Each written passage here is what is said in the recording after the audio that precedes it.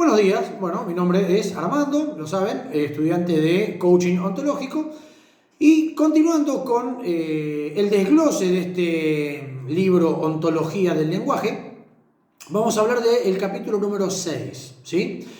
La acción humana y el lenguaje. Bien, nos remontamos a la filosofía de Descartes.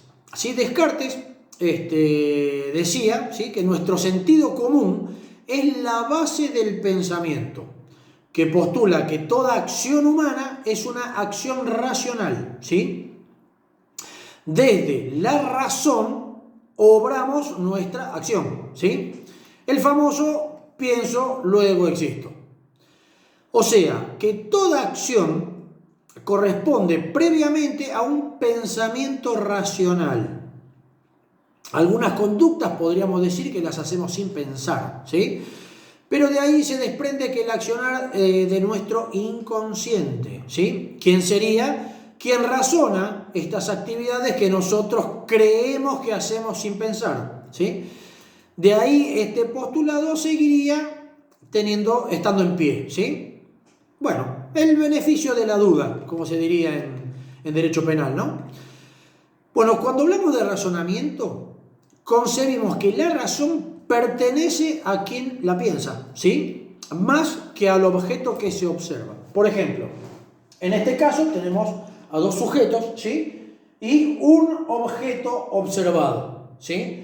El primer sujeto ve un 9, por ejemplo, y el segundo sujeto ve un 6.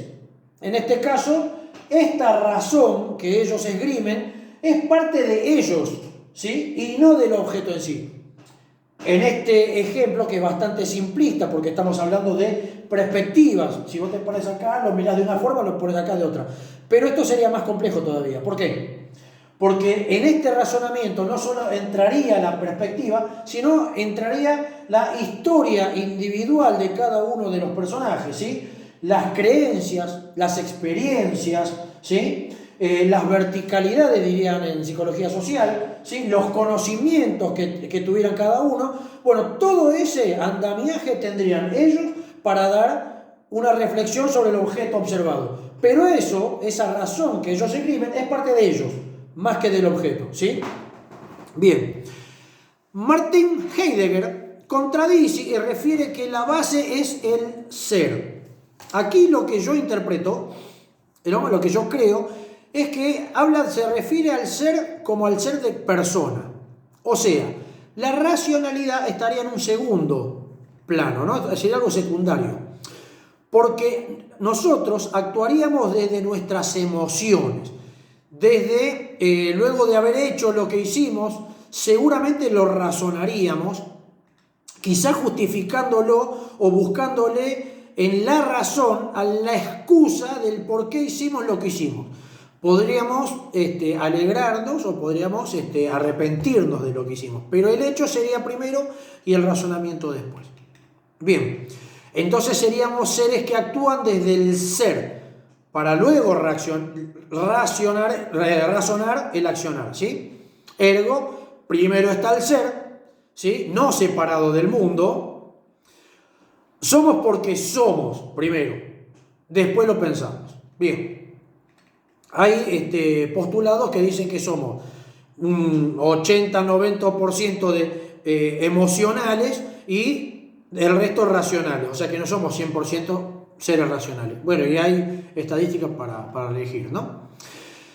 Bueno, vamos a hablar de las transparencias. ¿A qué le llamamos transparencia? Bien, las transparencias son acciones no deliberativas, ¿sí? Las hacemos sin pensar, con un mínimo de conciencia. Básicamente cuando actuamos en automático, hacemos algo donde no estamos pensando mucho, lo hacemos y lo hacemos nada más. Bien, pero ojo, aquí va mucho la repetición y la experiencia. Por ejemplo, al conducir un vehículo, primero nosotros vamos con toda la conciencia en lo que estamos haciendo, ¿sí? Como en el volante, miramos por los espejitos, la distancia que tenemos entre los vehículos.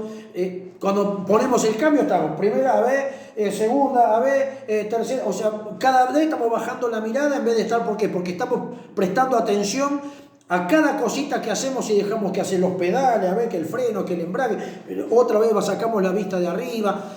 Bueno, todos estos es bastante engorroso, pero luego, con la repetición, con las muchas prácticas, ¿sí? Esto se va haciendo en forma más natural, ¿sí? Lo vamos haciendo en forma más espontánea, tranquilo, ¿sí? Prácticamente ni siquiera pienso lo que hago, ni miro, no miro más la palanca, los guiños, los pedales, ya sé dónde están, no hace falta estar mirándolos.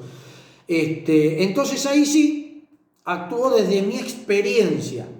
Uno puede decir, yo no estoy razonando lo que estoy haciendo, cuando en realidad sí lo estoy razonando, porque en realidad eso ya está en mi inconsciente. Mi inconsciente me está dictando a mí los movimientos que tengo que hacer para poner los cambios, para apretar el embrague, el acelerador, el freno.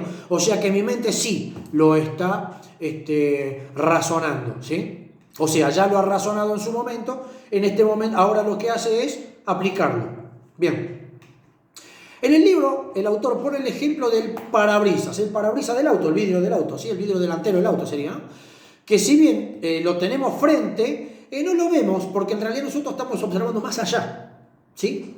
Del mismo, del parabrisas. O sea que se nos hace invisible por su transparencia. Al ser transparente no lo notamos, ¿sí?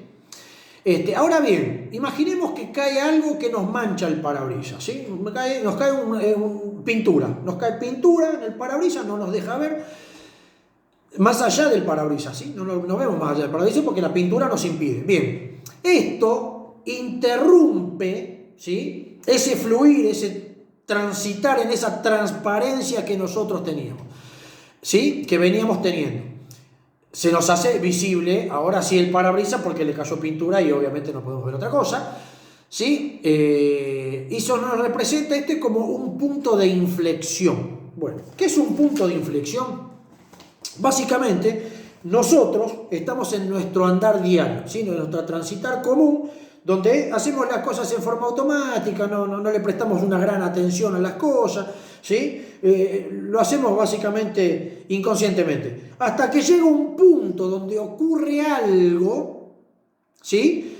Que desvía, ¿sí? Ese accionar tan transparente que venía. Ahora pasó algo en este punto de inflexión que me obliga a prestar atención, que me obliga, ¿sí? A darme cuenta de algo, ¿sí? Bueno, a partir de ese momento, de ese punto de inflexión del que hablamos, ¿sí? A esto le llamamos un quiebre. Un quiebre justamente es un punto de inflexión, donde yo vengo en mi transparencia y de repente pasa algo que me cambió el panorama, la perspectiva, la dirección de lo que yo estaba haciendo. Porque se nos quiebra justamente ese fluir transparente que veníamos teniendo. En este punto que tomamos conciencia de la existencia, ¿sí? Del parabrisas, en el ejemplo que estamos poniendo, que sería en este punto de inflexión, ahí cuando tenemos que tomar esa intervención, porque hasta ahí veníamos básicamente en automático, ahí nos surge un juicio, ¿sí? Algo que tenemos que decir, hacer. Este juicio podemos tomarlo de la peor manera, a las puteadas. Pero mirá, ¿cómo puede ser que cayó esta pintura? Porque el universo complota contra mí, Dios no me quiere y me vive ajusticiando esta reverenda ley del karma y una serie de etcétera que podemos meter. Bueno, aquí actuamos desde nuestro ser, ¿sí? Desde nuestras emociones, desde nuestros impulsos y quizás nos estancamos en el problema porque no salimos de ahí. O podemos tomarlo como un desafío, un reto, un obstáculo que tenemos que superar. Y nos hacemos cargo de esa situación razonándola para lograr solucionarla, ¿sí? Decimos que tenemos este quiebre, ¿no? Por ello, este quiebre habita en el observador, ¿sí? O sea, no es la pintura que se cayó, sino cómo yo tomo esa pintura que se cayó, ¿sí? Me va a obstaculizar, quedé en el medio de la ruta a las puteadas con Dios y María Santísima, o voy a tomar una acción de cómo sacarlo. En este caso vamos a hacer de cuenta que es lo mismo, ¿sí? En este caso sería la acción de la pintura, que se me cayó la pintura.